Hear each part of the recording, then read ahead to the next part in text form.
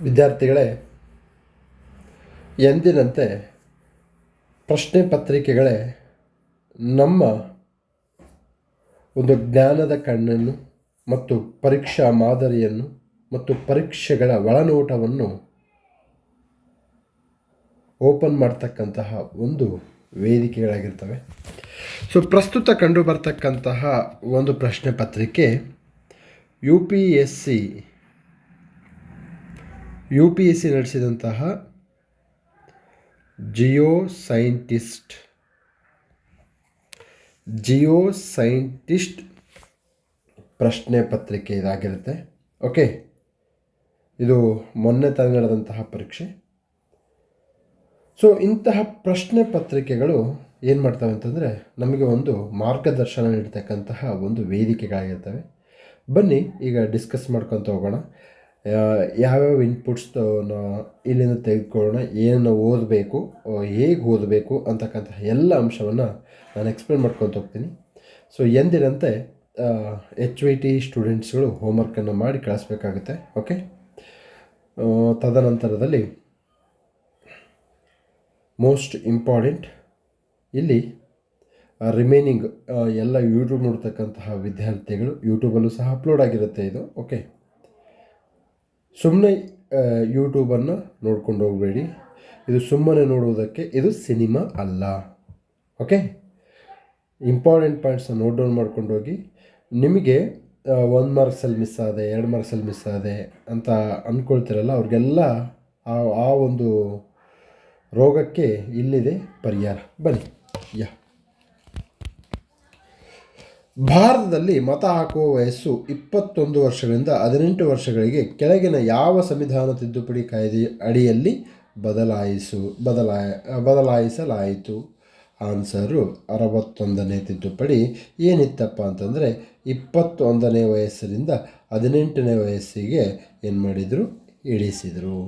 Okay, so ಈಗ ನಾನು ಹೇಳ್ತಕ್ಕಂಥದ್ದು ಏನಪ್ಪ ಅಂತಂದರೆ, ನಮಗೆ 43ನೇ ತಿದ್ದುಪಡಿ ಪರೀಕ್ಷೆಗೆ ಬರಲ್ಲ, 48ನೇ ತಿದ್ದುಪಡಿ ಪರೀಕ್ಷೆಗೆ ಬರಲ್ಲ. ಆದರೆ 69ನೇ ತಿದ್ದುಪಡಿ ಮತ್ತು 61ನೇ ತಿದ್ದುಪಡಿ ಎಕ್ಸಾಮ್ಸ್ಗೆ ಬರುತ್ತೆ. 69ನೇ ತಿದ್ದುಪಡಿ ದೆಹಲಿಗೆ ಸಂಬಂಧಪಟ್ಟದ್ದು. ಓಕೆ, ದೆಹಲಿಗೆ ಒಂದು ಸಂಬಂಧಪಟ್ಟದ್ದಾಗಿದ್ದು, ಅದಕ್ಕೇನಪ್ಪ ಅಂತಂದರೆ ದೆಹಲಿ ರಾಷ್ಟ್ರೀಯ ರಾಜಧಾನಿ ಪ್ರದೇಶ ಎಂಬ ವಿಶೇಷ ಸ್ಥಾನಮಾನವನ್ನು ನೀಡ್ತಕ್ಕಂಥದ್ದು. ನ್ಯಾಷನಲ್ ಕ್ಯಾಪಿಟಲ್ ಟೆರಿಟರಿ ಅಂತಕ್ಕಂತಹ ಸ್ಥಾನಮಾನವನ್ನು ಕೊಡ್ತಾರೆ. ಓಕೆ, ನಿಮಗೆ ನೋಡಿ, ಯಾವಾಗಲೂ ಹೇಳ್ತೀನಿ, ಕೇಂದ್ರ ಆಡಳಿತ ಪ್ರದೇಶಗಳು. ಓಕೆ, ಕೇಂದ್ರ ಆಡಳಿತ ಪ್ರದೇಶಗಳಲ್ಲಿ ನಮಗೆ ಅಂಡಮಾನ್ ನಿಕೋಬಾರ್ ಇಂಪಾರ್ಟೆಂಟು, ಡೆಹಲಿ ಇಂಪಾರ್ಟೆಂಟು, ಇತ್ತೀಚೆಗೆ ಲಡಾಖ್ ಇಂಪಾರ್ಟೆಂಟ್. ಆದರೆ ದಮನ್ ಆ್ಯಂಡ್ ಡಿಯು ಎಕ್ಸಾಮ್ಸ್ಗೆ ಇಂಪಾರ್ಟೆಂಟ್ ಅಲ್ಲ. ಓಕೆ, ದಾದ್ರಾ ನಗರ ಹವೇಲಿ ಎಕ್ಸಾಮ್ಸ್ಗೆ ಇಂಪಾರ್ಟೆಂಟ್ ಅಲ್ಲ. Sir Lakshadweep important. ಲಕ್ಷದ್ವೀಪ ಹೇಗೆ ಇಂಪಾರ್ಟೆಂಟು? ಅಲ್ಲಿ ಹೋಗ್ತಕ್ಕಂಥ 8 ಡಿಗ್ರಿ 9 ಡಿಗ್ರಿ ಚಾನಲ್ಸ್ಗಳು ಭಾಳ ಇಂಪಾರ್ಟೆಂಟು. ತದನಂತರದಲ್ಲಿ ಕಂಡು ಬರ್ತಕ್ಕಂಥ ಕೋರಲ್ಸ್ ಇಂಪಾರ್ಟೆಂಟು. ಓಕೆ, ಸೊ ಹೀಗೆ ಪ್ರತಿಯೊಂದನ್ನು ನಾವೇನು ಮಾಡಬೇಕು, ಎಕ್ಸಾಮ್ ಆ್ಯಂಗಲಿಂದ ಓದಬೇಕು. ಸರ್ ದೆಹಲಿ ಮೇಲೆ ಯಾವ ರೀತಿ ಕ್ವಶನ್ ಬರುತ್ತೆ ಸರ್? ಎಸ್, ನೋಡಿ, ದೆಹಲಿ ಮೇಲೆ IASಗೆ ಸಂಬಂಧಪಟ್ಟ ಹಾಗೆ ಹೇಗೆ ಬರುತ್ತೆ ಅಂತಂದರೆ, the conflict between the lieutenant governor and chief minister, ಇವರಿಬ್ಬರ ನಡುವಿನ ಸಂಘರ್ಷ ಎಕ್ಸಾಮ್ಸ್ಗೆ ಬರ್ತಕ್ಕಂಥದ್ದು, ಮೇನ್ಸ್ಗೆ. ತದನಂತರದಲ್ಲಿ ಬೇಸಿಕ್ಸ್ ಅಂಶ. ಈಗ 69ನೇ ತಿದ್ದುಪಡಿ land order land and police R under the control of central government, ಅದು ಸ್ಟೇಟ್ ಗೌರ್ಮೆಂಟಲ್ಲಿ ಇಲ್ಲ. ಸೊ ಹೀಗೆ ನೀವು ಇಷ್ಟೇ ಎಕ್ಸಾಮ್ಸಿಗೆ ಬರೋದು. ಸರ್ ಇದಕ್ಕೆ ಯಾವ ಬುಕ್ ಓದಬೇಕು? Lakshmikant ಓದಬೇಕಾ, NCERT ಓದಬೇಕಾ, DSET ಓದಬೇಕಾ? ಯಾವ ಬುಕ್ ಆದರೂ ಓದಪ್ಪ ರಾಜ. Okay, you read any book for that matter. Okay, yes, ಇದಾಯಿತು. ತದನಂತರದಲ್ಲಿ ಸಂವಿಧಾನದ ಮುನ್ನುಡಿ ಅಂದರೆ ಪ್ರಿಯಾಂಬಲ್ ಕೆಳಗಿನ ಯಾವ ಉದ್ದೇಶಗಳನ್ನು ನೆರವೇರಿಸುತ್ತದೆ? ನೋಡಿ sir, preamble is A HYT. ನೋಡಿ ಹೇಳ್ತೀನಿ ಯಾವ ರೀತಿ ಬರುತ್ತೆ ಎಕ್ಸಾಮ್ಸ್ಗೆ ಅಂತೇಳಿ. ಪ್ರಿಯಾಂಬಲನ್ನು ನೋಟ್ ಡೌನ್ ಮಾಡ್ಕೊಳ್ಳಿ. ಓಕೆ, ಈಗ ಆಲ್ರೆಡಿ 7ನೇ ಬ್ಯಾಚ್ ಅವರಿಗೆ ಪೊಲಿಟಿ ಆಗಿದೆ ಅಂತ ಭಾವಿಸ್ತೀನಿ. ಓಕೆ, ಪ್ರಿಯಾಂಬಲ್ ನಂತರದಲ್ಲಿ ಕಂಡು ಬರ್ತಕ್ಕಂಥ ವರ್ಡ್ಸ್ ಆ್ಯಂಡ್ ಮೀನಿಂಗ್. ಈಕ್ವಾಲಿಟಿ ಅಂದರೆ ಆರ್ಟಿಕಲ್ 14ನಲ್ಲಿ ಕಂಡು ಬರ್ತಕ್ಕಂತಹ ಈಕ್ವಾಲಿಟಿ ಬೇರೆ, ಪ್ರಿಯಾಂಬಲಲ್ಲಿ ಕಂಡು ಬರ್ತಕ್ಕಂತಹ ಈಕ್ವಾಲಿಟಿ ಬೇರೆ. ಪ್ರಿಯಾಂಬಲಲ್ಲಿ ಕಂಡು ಬರ್ತಕ್ಕಂಥ ಈಕ್ವಾಲಿಟಿಯಲ್ಲಿ status and opportunity, okay, status and ಅಪಾರ್ಚುನಿಟಿಯಲ್ಲಿ ಏನು ಮಾಡಬೇಕು, ಈಕ್ವಾಲಿಟಿ ಇರಬೇಕಂತೇಳಿ ಹೇಳ್ತಾವ್ರೆ. ತದನಂತರದಲ್ಲಿ sovereignty, secular, unity, integrity, justice, liberty, fraternity meaning ಏನು, ಇದು ಯಾವಾಗ ಅನುಷ್ಠಾನ ಆಯಿತು, over the source of the power ಅಂತ ಕೇಳ್ತಾರೆ. ತದನಂತರದಲ್ಲಿ ಮೋಸ್ಟ್ ಇಂಪಾರ್ಟೆಂಟ್ ಪ್ರಿಯಂಬಲ್ಗೆ the statements made by the founders of the constitution. Okay, ಸಂವಿಧಾನ ಶಿಲ್ಪಿಗಳು ಹೇಳಿದಂತಹ ಮಾತುಗಳು. ಈಗ BN ರಾವ್ ಅವರು ಏನು ಹೇಳ್ತಾರೆ, ಓಕೆ, ಮುನ್ಷಿ ಅವರು ಏನು ಹೇಳ್ತಾರೆ, ಅಂಬೇಡ್ಕರ್ ಏನು ಹೇಳ್ತಾರೆ, ನೆಹರು ಅವರು ಏನು ಹೇಳ್ತಾರೆ, ಅಬ್ಜೆಕ್ಟಿವ್ ರೆಸೊಲ್ಯೂಷನ್ಸ್, ಇಷ್ಟೇ ಎಕ್ಸಾಮ್ಸ್ ಬರೋದು, ಇದು ಬಿಟ್ಟು ಬೇರೆ ಏನೂ ಬರಲ್ಲ. ಓಕೆ, ಪ್ರಿಯಾಂಬಲ್ ಯಾವ ಉದ್ದೇಶಗಳನ್ನು ನೆರವೇರಿಸುತ್ತದೆ? ವಿಧಾನಮಂಡಲಕ್ಕೆ ಅಧಿಕಾರದ ಮೂಲ ಇಲ್ಲ.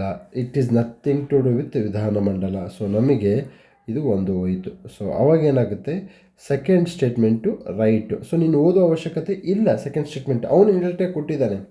ಸಂವಿಧಾನ ಸ್ಥಾಪಿಸಲು ಮತ್ತು ಉತ್ತೇಜಿಸಲು ಉದ್ದೇಶಗಳನ್ನು ಹೇಳ್ತತೆ. ಓಕೆ, ಈಗ ಫಾರ್ ಎಕ್ಸಾಂಪಲ್ ನ್ಯಾಯ, ಸ್ವಾತಂತ್ರ್ಯ, ಸಮಾನತೆ, ಸಹೋದರತ್ವ ಮೊದಲಾದ ಅಂಶಗಳನ್ನು ಏನು ಮಾಡುತ್ತೆ, ಇದು ಹೇಳ್ಕೊತ ಹೋಗುತ್ತೆ. ತದನಂತರದಲ್ಲಿ ಆರ್ಥಿಕ ಸ್ವಾತಂತ್ರ್ಯಕ್ಕೆ ಸಂಬಂಧಿಸಿದ ನಿಯಮಗಳನ್ನು ನೀಡುತ್ತದೆ. ಓಕೆ, ನೋಡಿ ಎಷ್ಟು ಬಹಳ ಒಳ್ಳೆಯ ಕ್ವಶನ್ ಇದು. ನೋಡಿ, ನಮಗೆ ಜಸ್ಟಿಸ್ ಅಂದರೆ ನ್ಯಾಯ, social, political and economical. Preamble is going to say about what type of justice. It never and ever say how to ensure justice for the people. No, it is never and ever going to tell the rules, regulations. ಆರ್ಥಿಕ ಸ್ವಾತಂತ್ರ್ಯಕ್ಕೆ ಸಂಬಂಧಿಸಿದ ನಿಯಮಗಳನ್ನು ಹೇಳುತ್ತದೆ. ಇಲ್ಲ, ಇದು ನಿಯಮಗಳನ್ನು ನಿಮ್ಗೆ ಆರ್ಥಿಕ ಸ್ವಾತಂತ್ರ್ಯ ಎಸ್ ಇದೆ, ಆದರೆ ನಿಯಮಗಳನ್ನು ಹೇಳುವುದಿಲ್ಲ. ಅರ್ಥ ಮಾಡ್ಕೊಳ್ಳಿ. ಓಕೆ, ನಿಯಮಗಳನ್ನು ಇದು ಹೇಳುವುದಿಲ್ಲ. ಬಹಳ important question sir. This type of application of mind is going to come only through the question paper, not from any newspaper or books. No, ನೋಡಿ, ಗಂಗಾಧರಲ್ಲಿ ಕೊಟ್ಟಿರೋದು ಅದೇ ಇನ್ಫಾರ್ಮೇಷನ್ನು, ಲಕ್ಷ್ಮೀಕಾಂತಲ್ಲಿ ಕೊಟ್ಟಿರೋದು ಅದೇ ಇನ್ಫಾರ್ಮೇಷನ್ನು, NCERT ಕೊಟ್ಟರು ಅದೇ ಇನ್ಫಾರ್ಮೇಷನ್ನು, ನಮ್ಮ ಭಾರತ ರತ್ನ ಅಂಬೇಡ್ಕರ್ ಅವರು ಬರೆದಂತಹ ಒರಿಜಿನಲ್ ಕಾನ್ಸ್ಟಿಟ್ಯೂಷನ್ ಕೊಟ್ಟರು ಅದೇ ಇನ್ಫಾರ್ಮೇಷನ್. ಬಟ್ ಈ ಥರ ಅಪ್ಲಿಕೇಶನ್ ಆಫ್ ಮೈಂಡ್ ಸಿಗೋದು ಇಲ್ಲಿ. ಸೊ ನಮಗೆ 3 ಸ್ಟೇಟ್ಮೆಂಟ್ ಹೋದರೆ 4th ಆಟೋಮೆಟಿಕಲಿ ಕರೆಕ್ಟ್. ಬನ್ನಿ, 4th ಏನಿದೆ ನೋಡೋಣ. ಸಂವಿಧಾನ ತನ್ನ ಅಧಿಕಾರವನ್ನು ಯಾವ ಮೂಲದಿಂದ ಪಡೆಯುತ್ತದೆ ಎಂದು ಹೇಳುತ್ತದೆ. ಹೌದು. ಸೊ ಸಂವಿಧಾನ ಭಾರತೀಯ ಜನರೇ ಈ ಅಧಿಕಾರದ ಮೂಲ ಎಂದು ಹೇಳುತ್ತೆ. ಸೊ ಇದು ಏನಪ್ಪ ಅಂತಂದರೆ ಎಕ್ಸಾಮ್ ಸ್ಟ್ರಾಟಜಿ, ಎಕ್ಸಾಮ್ ಓರಿಯೆಂಟೇಷನ್ ಅಂತಕ್ಕಂಥದ್ದನ್ನು ಹೇಳ್ತೇವೆ. ನೋಡಿ, ನಾವು ಭಾರತದ ಜನರು, the people of India are the source of the power. Okay, ಅಂದರೆ ಜನರೇ ಸಂವಿಧಾನದ ಅಧಿಕಾರದ ಮೂಲ ಎಂದು ತಿಳಿಸುತ್ತದೆ. Very much important for your examination, very much important. Okay, yes, ಇದು ಪ್ರಿಯಾಂಬಲ್ಗೆ ಸಂಬಂಧಪಟ್ಟಂತಹ ಅಂಶ. ನೆಕ್ಸ್ಟು ಸಂವಿಧಾನದ ಹೇಳಿಕೆಯ ಬಗ್ಗೆ ಯಾವುದು ಸರಿಯಾಗಿದೆ, ಯಾವುದು ಸರಿಯಾದ ಹೇಳಿಕೆ. ಸಂವಿಧಾನದ ಯಾವುದೇ ಭಾಗವನ್ನು ಸಾಮಾನ್ಯ ಕಾನೂನಿನ ಮೂಲಕ ಬದಲಾಯಿಸಲು ಸಾಧ್ಯವಿಲ್ಲ. ಹಾಗೆ ಅನುಮತಿ ನೀಡಿದರೆ ಮಾತ್ರ ಸಾಧ್ಯ. ಅನುಮತಿ ಅಂದರೆ ಅಮೆಂಡ್ಮೆಂಟ್. ಓಕೆ, ನಾವು ಸಂವಿಧಾನವನ್ನು ಬದಲಾಯಿಸಬೇಕಂತಂದರೆ ಸಾಮಾನ್ಯ ಕಾನೂನು ಅಂತಂದರೆ ಯಾವುದೋ ಒಂದು ಸರಳ ಕಾನೂನು ತಿದ್ದುಪಡಿ ತರಲಾರ್ದಾಗ ಮಾಡೋಕ್ಕಾಗಲ್ಲ. ತಿದ್ದುಪಡಿಯನ್ನು ತರಬೇಕು. ಅಂದರೆ ಇದು ತಿದ್ದುಪಡಿ ಕುರಿತು ಇರತಕ್ಕಂತಹ ಒಂದು ಅಂಶವಾಗಿರುತ್ತೆ. ಈಗ ನಾನು ಕ್ವಶನ್ ಕೇಳ್ತಾ ಇದ್ದೀನಿ, ಸಂವಿಧಾನ ತಿದ್ದುಪಡಿಯಲ್ಲಿ ರಾಜ್ಯ ವಿಧಾನಸಭೆಯ ಪಾತ್ರವೇನು? Question number 1. ಓಕೆ, ಬಹಳಷ್ಟು ಜನ ಇಲ್ಲ ಅಂತ ಬರೆದುಬಿಡ್ತಾರೆ ಕಾಮೆಂಟ್ ಸೆಕ್ಷನಲ್ಲಿ. ಇದೆ. ಓಕೆ, ರಾಜ್ಯ ವಿಧಾನಸಭೆ ತಿದ್ದುಪಡಿ ಇದೆ, ಪಾತ್ರ ಇದೆ. ನೆಕ್ಸ್ಟು, ಸಂವಿಧಾನ ತಿದ್ದುಪಡಿ ಮಸೂದೆ ರಾಷ್ಟ್ರಪತಿಯವರ ಬಳಿ ಹೋದಾಗ ಅವರಿಗೆ ಸಸ್ಪೆನ್ಸಿವ್ ವೀಟೋ ಇದೆಯಾ ಅಥವಾ ಇಲ್ಲ? ಈ ಅಂಶದ ಬಗ್ಗೆ ಕಾಮೆಂಟ್ ಸೆಕ್ಷನಲ್ಲಿ ಕಾಮೆಂಟ್ ಮಾಡಿ. ತದನಂತರದಲ್ಲಿ ನಮಗೆ IR ಕೊಹೆಲೋ ಕೇಸು ಮತ್ತು ವಾಮನ ರಾವ್ ಕೇಸು ಏನು ಹೇಳ್ತದೆ ಇವುಗಳನ್ನು ಸಹ ಮೆನ್ಷನ್ ಮಾಡಬೇಕು. ಓಕೆ, ಸುಮ್ಮನೆ ನೋಡಿಕೊಂಡು ವಿಡಿಯೋ ನೋಡ್ಕೊಂಡು ಹೋಗೋದ್ರಲ್ಲಿ ಅರ್ಥವೇ ಇಲ್ಲ. ಓಕೆ, ಸೊ ಸ್ಟೇಟ್ಮೆಂಟ್: ಸಂವಿಧಾನದ ಎಲ್ಲ ಭಾಗಗಳನ್ನು ಅದರ ಮೂಲ ಲಕ್ಷಣಗಳನ್ನು ಸೇರಿಸಿ ತಿದ್ದುಪಡಿ ಮಾಡಬಹುದು. ಇಲ್ಲ, ಕೇಶವಾನಂದ ಭಾರತಿ ಪ್ರಕರಣದಲ್ಲಿ ನಾವು ಸಂವಿಧಾನದ ಮೂಲ ಲಕ್ಷಣಗಳನ್ನು ತಿದ್ದುಪಡಿ ಮಾಡುವ ಹಾಗಿಲ್ಲ. ಮೂಲಭೂತ ಸಂರಚನೆ. ಈಗ ಮೂಲಭೂತ ಸಂರಚನೆ ಕಾನ್ಸೆಪ್ಟು ಸಂವಿಧಾನದಲ್ಲಿ ಯಾವ ಆರ್ಟಿಕಲ್ನಲ್ಲಿ ಮೆನ್ಷನ್ ಮಾಡಿದೆ? ಒಂದು question number 1. Second question number 2, ಮೂಲಭೂತ ಸಂರಚನೆಯಲ್ಲಿ ಯಾವ ಯಾವ ಅಂಶಗಳು ಕಂಡುಬರುತ್ತೆ? ಉದಾಹರಣೆ, ನಮಗೆ ಜಾತ್ಯತೀತತೆ, ರಾಜ್ಯ ನಿರ್ದೇಶಕ ತತ್ವಗಳು. ಸೊ ನಿಮಗೆ ಗೊತ್ತಿರುವ ಹಾಗೆ ಮೂಲಭೂತ ಸಂರಚನೆಯಲ್ಲಿ ಯಾವ ಅಂಶಗಳು ಕಂಡುಬರುತ್ತೆ ಅದನ್ನು ಸ್ಪಷ್ಟವಾಗಿ ಹೇಳಿ. ಓಕೆ, ಮೂಲಭೂತ ಹಕ್ಕುಗಳನ್ನು 368ನೇ ವಿಧಿಯ ಅಡಿಯಲ್ಲಿ ತಿದ್ದುಪಡಿ ಮಾಡಬಹುದು. ಎಸ್, ಇಂಪಾರ್ಟೆಂಟು, ಇದು ಗೊತ್ತಿದೆ ನಮಗೆ. ಓಕೆ, ಆನ್ಸರು ನಮಗೆ ಯಾವುದಾಗುತ್ತಪ್ಪ ಅಂತಂದರೆ 1 and 3 ಆಗುತ್ತೆ. ಓಕೆ, 1 and 3 ಆಗುತ್ತೆ. ಓಕೆ, ನೋಡಿ ಈಗ ಮತ್ತೊಂದು ಕ್ವಶನ್ ಕೇಳ್ತೀನಿ. ತಿದ್ದುಪಡಿ ಬರುತ್ತೆ ಅಂದ್ಕೊಳ್ಳಿ. ತಿದ್ದುಪಡಿ. ಓಕೆ, ತಿದ್ದುಪಡಿಯಲ್ಲಿ ನಮಗೆ ಮಸೂದೆ ಮತ್ತು ಕಾಯ್ದೆ ಅಂತ ಬರುತ್ತೆ. ಇವೆರಡರ ನಡುವಿನ ವ್ಯತ್ಯಾಸವನ್ನು ತಿಳಿಸಬೇಕಾಗುತ್ತೆ.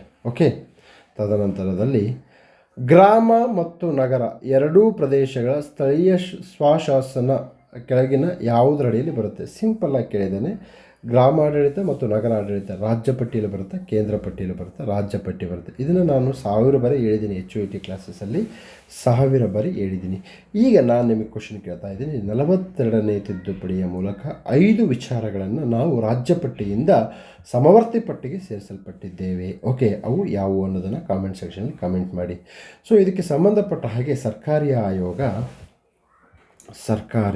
ಆಯೋಗ ಮತ್ತು Punchhi commission very important. HOET note down ಮಾಡ್ಕೊಳ್ಳಿ.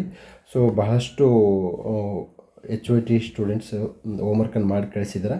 8ನೇ ಬ್ಯಾಚ್ ವಿದ್ಯಾರ್ಥಿಗಳು ನಿಮಗೆ ಜಿಯೋಗ್ರಫಿ ನಡೀತಾ ಇದೆ. Still you have to do homework on this.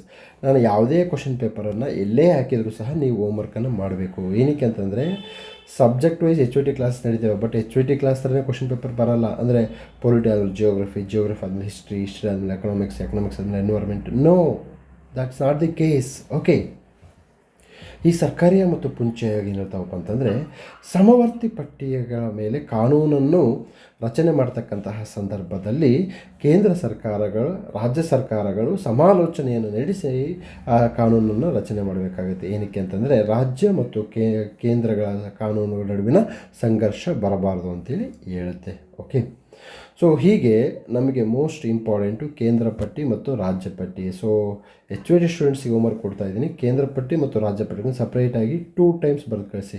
ಇವೆರಡು ಗೊತ್ತಿದ್ದರೆ ಸಮವರ್ತಿ ಪಟ್ಟಿ ಆಟೋಮೆಟಿಕಲಿ ಗೊತ್ತಾಗ್ಬಿಡುತ್ತೆ. ಸೊ ಈ 2 ಅಂಶಗಳನ್ನು 2 ಬಾರಿ ಬರೆದು ಕಳಿಸ್ಬೇಕಾಗುತ್ತೆ. ಓಕೆ, ನಾನು ಆಲ್ರೆಡಿ ಹೇಳಿದ್ದೀನಿ. GDP, ತದನಂತರದಲ್ಲಿ CPI, ತದನಂತರದಲ್ಲಿ index of industrial production homework ಮಾಡಿ ಅಂತೇಳಿ ಹೇಳಿದ್ದೆ. ಅದನ್ನು ಭಾಳಷ್ಟು ಜನ ಹೋಮ್ವರ್ಕ್ ಮಾಡಿ ಕಳಿಸಿದ್ದೀರಾ. Okay, I really appreciate you. I will really salute your dedication and the commitment what you have, okay, about your exam preparation.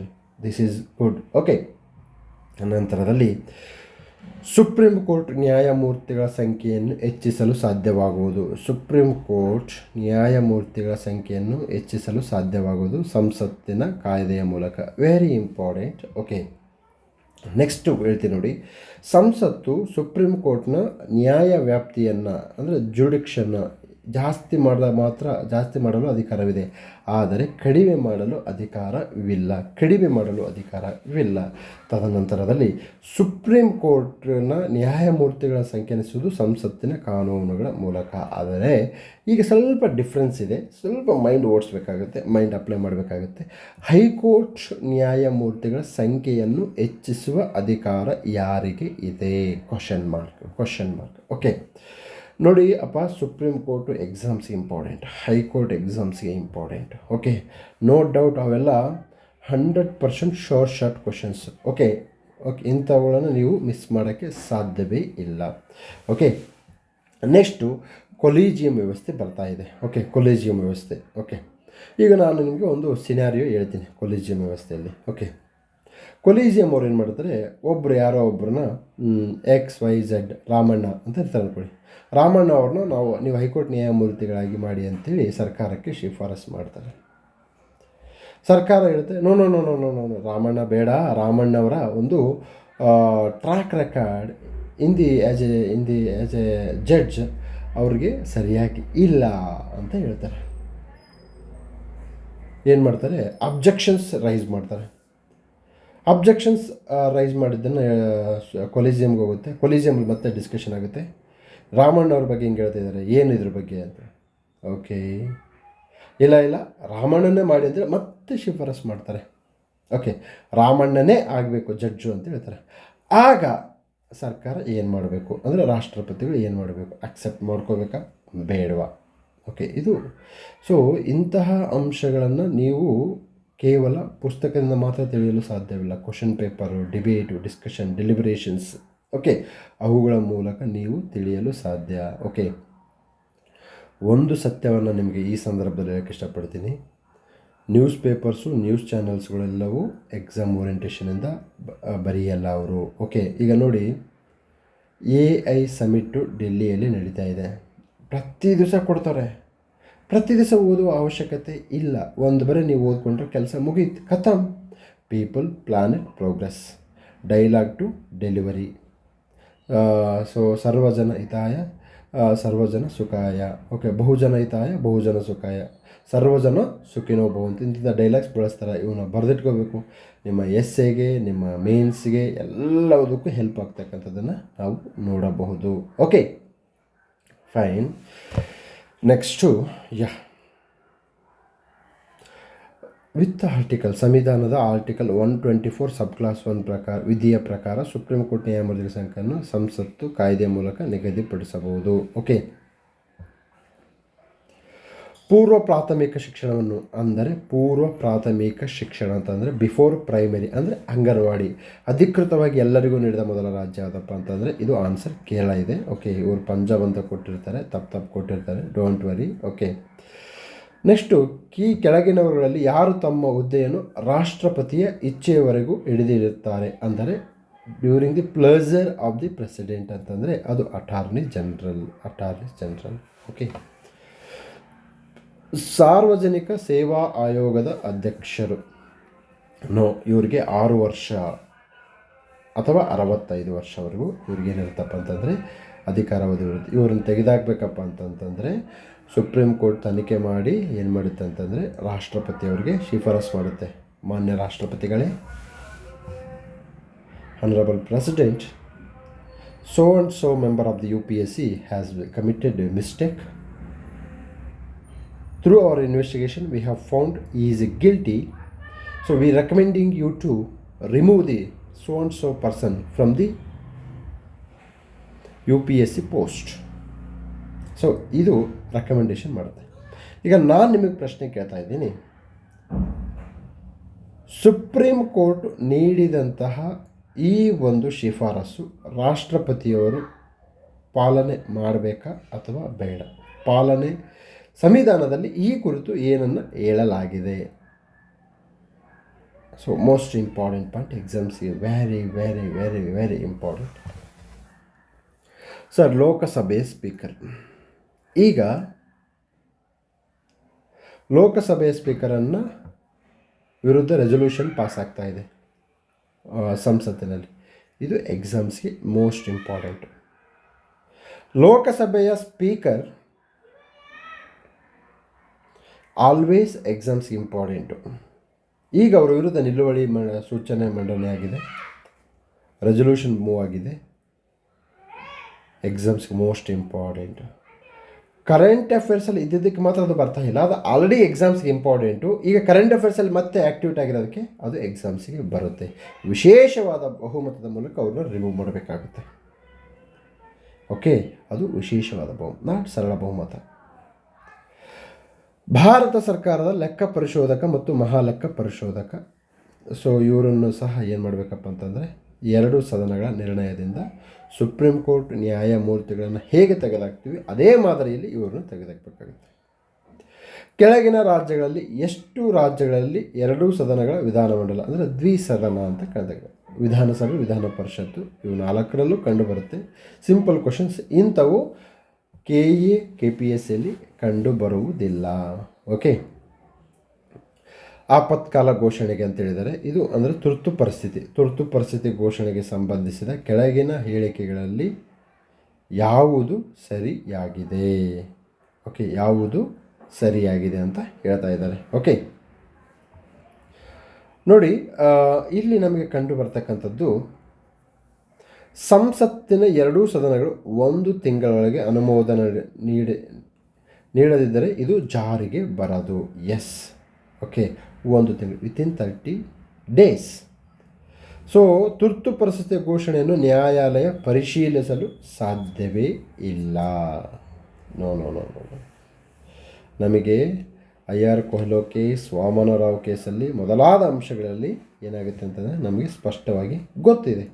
Okay, ನಾವೇನು ಮಾಡ್ಬೋದು, ಅದನ್ನು ಇದು ಮಾಡ್ಬೋದು, ನ್ಯಾಯಾಲಯದಲ್ಲಿ ಪ್ರಶ್ನೆ ಮಾಡ್ಬೋದು. ದೇಶದ ಭದ್ರತೆ ಅಪಾಯದಲ್ಲಿದ್ದರೆ ರಾಷ್ಟ್ರಪತಿ ಯಾವಾಗ ಬೇಕಾದರೂ ತುರ್ತು ಪರಿಸ್ಥಿತಿಯನ್ನು ಘೋಷಿಸಬಹುದು. ಎಸ್, ಸರಿ. ಸೊ ನಮಗೆ 2 ಹೋಯಿತು ಅಂತಂತಂದರೆ 3 ಇರೋದು 1 and 3. ಈಗ 4th ನೋಡೋಣ. ಲೋಕಸಭೆ ನಿರ್ಣಯ ಅಂಗೀಕರಿಸಿದರೆ ರಾಷ್ಟ್ರಪತಿ ಯಾವಾಗ ಬೇಕಾದರೂ ಘೋಷಿಸಬಹುದು.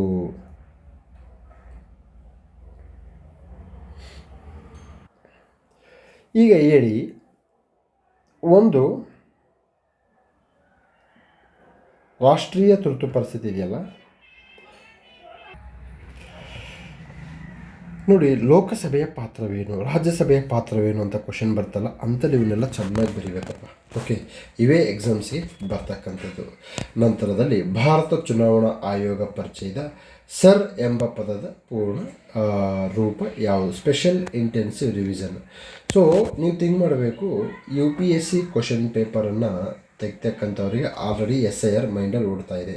ಈಗ ಈ SIR ಮೇನ್ಸಿಗೆ ಬರುತ್ತೆ. ಓಕೆ, ಸೊ ನಾನು HOT ಸ್ಟೂಡೆಂಟ್ಸ್ಗಳಿಗೆ ಒಂದು ಕ್ವಶನ್ ಕೇಳ್ತೀನಿ, ನೀವೊಂದು ಮೇನ್ಸ್ ಕ್ವಶನನ್ನು ಬರೆದು ಕಳಿಸ್ಬೇಕಾಗುತ್ತೆ. ಓಕೆ, ಇದು ಮೇನ್ಸು KS ಮೇನ್ಸ್ ಮತ್ತು IS ಮೇನ್ಸಿಗೆ ಬರೋಕ್ಕೆ ಹೆಲ್ಪ್ ಆಗುತ್ತೆ. ಇವನ್ PSA ಪ್ರಬಂಧ ಬರೋಕ್ಕೂ ಹೆಲ್ಪ್ ಆಗುತ್ತೆ. ಸೊ ಭಾರತೀಯ ಸಂವಿಧಾನದಲ್ಲಿ ಮುಕ್ತ ಮತ್ತು ನ್ಯಾಯಸಮ್ಮತ ಚುನಾವಣೆ ನೀಡಬೇಕಂತಕ್ಕಂತಹ ಅಂಶ ಕಂಡು ಬರ್ತಕ್ಕಂಥದ್ದನ್ನು ನೋಡ್ಬೋದು. ಆರ್ಟಿಕಲ್ 324, 325 ಅಡಿಯಲ್ಲಿ ನಾವು ನೋಡ್ಬೋದು. ಈಗ ಮುಕ್ತ ಮತ್ತು ನ್ಯಾಯಸಮ್ಮತ ಚುನಾವಣೆ ನಡೆಯುವಲ್ಲಿ SIRನ ಪಾತ್ರವೇನು? ಓಕೆ, ಇದು ಮೇನ್ಸ್ ಕ್ವಶನ್ನು. ಸೊ ಆನ್ಸರ್ಸನ್ನು ಬರೆದು ಕಳಿಸಿ. HOT ಸ್ಟೂಡೆಂಟ್ಸ್ 100% ಹೇಳ್ತೀನಿ ನಾನು. ಸುಮಾರು ವಿದ್ಯಾರ್ಥಿಗಳು ಆನ್ಸರ್ಸ್ ಬರೆದು ಕಳಿಸ್ತಾರೆ. ಏನಕ್ಕೆ ಅಂತಂದರೆ ಆ ಮಟ್ಟದ ಬದ್ಧತೆ ಇರ್ತಕ್ಕಂತಹ ವಿದ್ಯಾರ್ಥಿಗಳು HOTಯ ಭಾಗ ಆಗಿರ್ತಕ್ಕಂಥದ್ದು ನಮ್ಮೆಲ್ಲರ ಒಂದು ಸಂತೋಷ ಮತ್ತು ಹೆಮ್ಮೆ. ಸೊ ಹೀಗೆ ಎಲ್ಲರೂ ಬರೆದ್ರೆ ಎಲ್ಲರೂ ಆಗ್ತಾರೆ. ಇದಕ್ಕೇನು HOT ಕ್ಲಾಸ್ಗೆ ಜಾಯ್ನ್ ಆಗಬೇಕು ಅಥವಾ ಇಲ್ಲೋದ್ರೇ ಉದ್ಧಾರ ಆಗ್ತೀವಿ ಅಂತಹ ಎಲ್ಲ ತಪ್ಪು ಕಲ್ಪನೆಗಳನ್ನು ತಲೆಯನ್ನು ತೆಗೆದಾಕ್ಬಿಡಿ. ಆ ಇನ್ಸ್ಟಿಟ್ಯೂಷನ್ಗೆ ಹೋದ್ರೆ ಪಾಸ್ ಆಗ್ತೀವಿ, ಈ ಇನ್ಸ್ಟಿಟ್ಯೂಷನ್ಗೆ ಹೋದ್ರೆ ಪಾಸ್ ಆಗ್ತೀವಿ. No, you have to work. But work ಮಾಡೋದ್ರ ಜೊತೆಗೆ ಒಂದಿಷ್ಟು ಮಾರ್ಗದರ್ಶನ ಇರಬೇಕಾಗುತ್ತೆ ಅನ್ನೋದು ನನ್ನ ಭಾವ. ನೋಡಿ, ಕುದುರೆ ಎಷ್ಟೇ ಚೆನ್ನಾಗಿ ಓಡ್ತಾ ಇರ್ಬೋದು, ಮೇಲೊಬ್ಬ ಜಾಕಿ ಇರಬೇಕಾಗುತ್ತೆ. ಹಾಗೆ ಮಾತ್ರ ಕಪ್ ಗೆಲ್ಲಿಸೋದ. ಸೊ ಬೆಸ್ಟ್ ಜಾಕಿ ಇರಬೇಕು, ಬೆಸ್ಟ್ ಕುದುರೆ ಇರಬೇಕು, ಆ ಕಪ್ ಗೆಲ್ಬೋದು. ಕುಂಟು ಕುದುರೆ ಬೆಸ್ಟ್ ಜಾಕಿ ಉಪಯೋಗ ಇಲ್ಲ. ಬೆಸ್ಟ್ ಕುದುರೆ ವರ್ಸ್ಟ್ ಜಾಕಿ ಉಪಯೋಗ ಇಲ್ಲ. ಈ 2 ಬೆಸ್ಟ್ಗಳು ಕೂಡಿದಾಗ ಮಾತ್ರ ನೀವು ಎಕ್ಸಾಮ್ಸನ್ನು ಕ್ಲಿಯರ್ ಮಾಡ್ತಕ್ಕಂಥದ್ದನ್ನು ನೋಡಬಹುದು. ಇದು 10 ಪ್ರಶ್ನೆಗಳು. ಇದು ವಿಡಿಯೋ 1. ನೆಕ್ಸ್ಟ್ ವೀಡಿಯೋದಲ್ಲಿ ನಾನು ಮತ್ತೊಮ್ಮೆ ಭೇಟಿ ಆಗ್ತೀನಿ. ಓಕೆ, ಸೊ ಏನೇ ಕಾಮೆಂಟ್ಸ್ ಇದ್ದರೂ ಕಾಮೆಂಟ್ ಸೆಕ್ಷನಲ್ಲಿ ಕಾಮೆಂಟ್ ಮಾಡಿ. Will help you. Okay, will meet in the next video. Thank you. Bye.